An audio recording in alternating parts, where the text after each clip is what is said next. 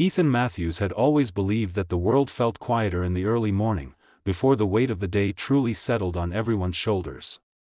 But on this particular morning, quiet was something he was desperately craving. He had been up since 5, making breakfast for his 8-year-old son Lucas, packing his school lunch, ironing his uniform shirt, and then rushing him to the school bus because somehow, despite waking up early, they always ended up running late. Life as a single dad had a rhythm, but it wasn't a gentle one. It was more like trying to dance to a song that kept changing tempo without warning. By the time he walked into the small corner cafe he'd been frequenting for years, Ethan felt like his bones were tired. The cafe was a tiny place squeezed between a laundromat and an old bookstore, the kind of shop most people passed by without noticing. But for Ethan, it was a small pocket of comfort. The smell of roasted coffee beans, the soft hum of indie music, and the warm light filtering through the windows made it feel like the world paused the moment you stepped inside. He pushed the door open, letting the familiar bell ring overhead. It was far from fancy, mismatched chairs, slightly wobbly tables, cushions that had lost their firmness, but it was his quiet corner of the world. A place where, for a few minutes, he didn't have to be rushing, didn't have to be worrying, didn't have to be everything at once for everyone.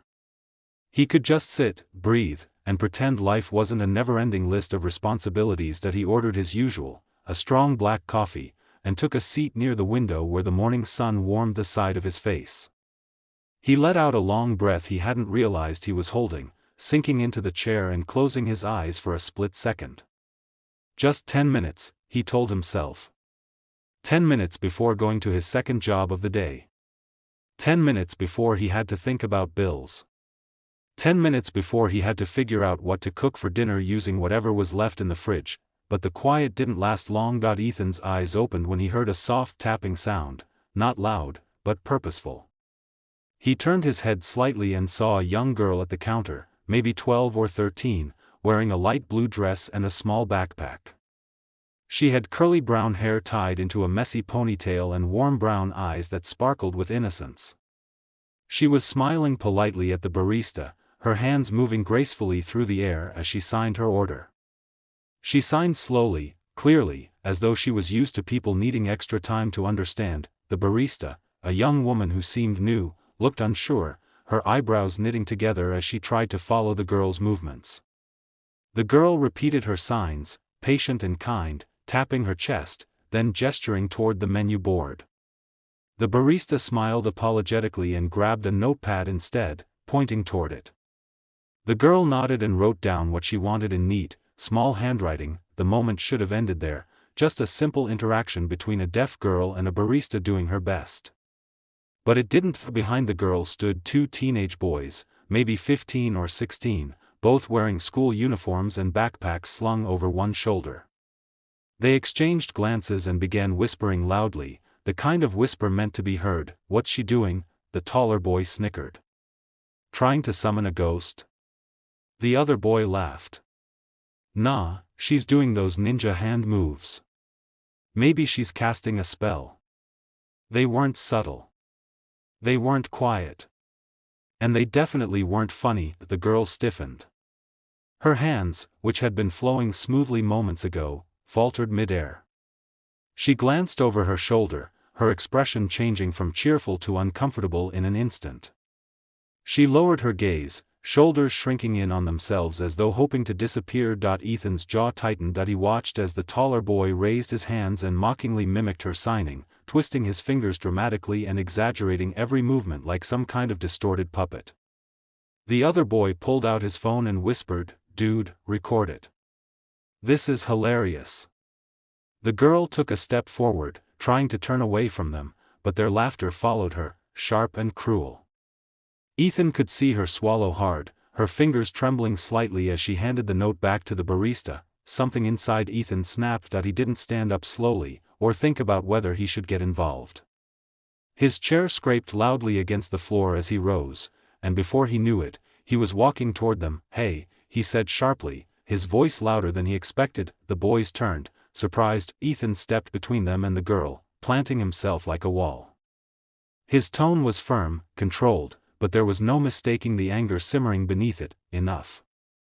The boys exchanged a confused glance, then smirked. "We're just joking, man," the shorter one said, shrugging. "Yeah," the other added, "she can't even hear us." The girl flinched. Ethan took a deep breath, trying to keep his temper steady. "She can see you. She can feel what you're doing. That's enough." The boys rolled their eyes. "She's doing weird hand tricks," the taller boy muttered. "Communication," Ethan corrected sharply. "She's communicating.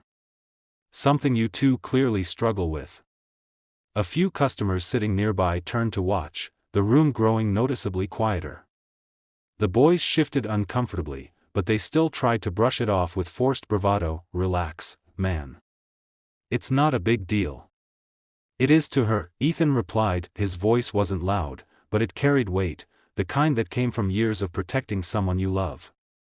He thought of Lucas, thought of how he would feel if anyone treated his son this way. That thought alone sent a deeper fire through his chest. "Apologize," Ethan said. The boys frowned, caught off guard. "For what?" the shorter one scoffed. "For being disrespectful," Ethan stated.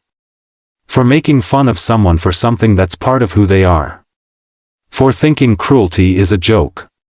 The taller boy scoffed. "Dude, why do you even care?" Ethan didn't hesitate because someone has to. The silence stretched. The boys finally looked at each other, the mockery gone from their eyes. Their bravado shrunk just enough for them to realize people were watching. The barista paused. An elderly couple stared. A man working on a laptop had stopped typing. The entire cafe seemed to be holding its breath. The shorter boy sighed dramatically.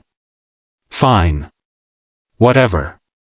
Sorry," he mumbled, barely meeting the girl's eyes. The taller one muttered the same, voice stiff, before grabbing his friend's backpack and tugging him toward the door. "Let's get out of here," he said under his breath. The bell above the door chimed as they left. Ethan's shoulders relaxed slightly.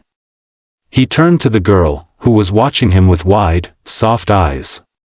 She looked surprised, grateful, and a little overwhelmed.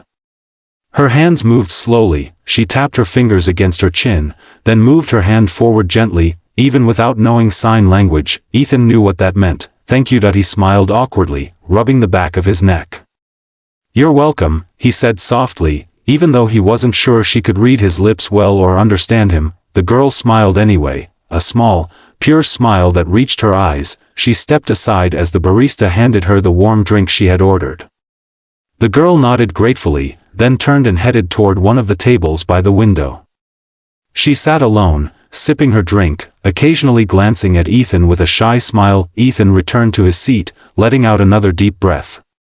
His adrenaline was still rushing, and he could feel his heartbeat thumping in his ears. He stared down at his coffee, which had gone lukewarm, but he couldn't bring himself to care.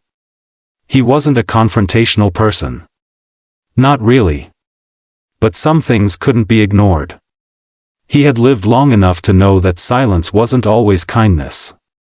Sometimes silence was permission. As he sat there, he caught sight of the girl again. She was doodling something in a small sketchbook, her drink beside her.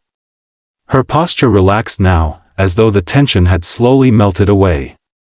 She seemed like the kind of kid who didn't expect people to defend her. The kind who probably dealt with more moments like that than anyone should. Ethan looked out the window, watching cars pass by and people hurry along the sidewalks. Life moved so fast, and moments of decency seemed rarer each day. Yet here he was, sitting in a cafe he'd known for years, feeling unexpectedly protective over a girl he'd never met before. He didn't know why, but something told him this moment was more important than it seemed. Something told him this girl wasn't just a stranger whose day he'd helped brighten. He didn't know it yet, but defending her would be the smallest part of what fate had in store for him. And in just a few minutes, the door would open, the bell would ring again, and the man who stepped inside would change everything.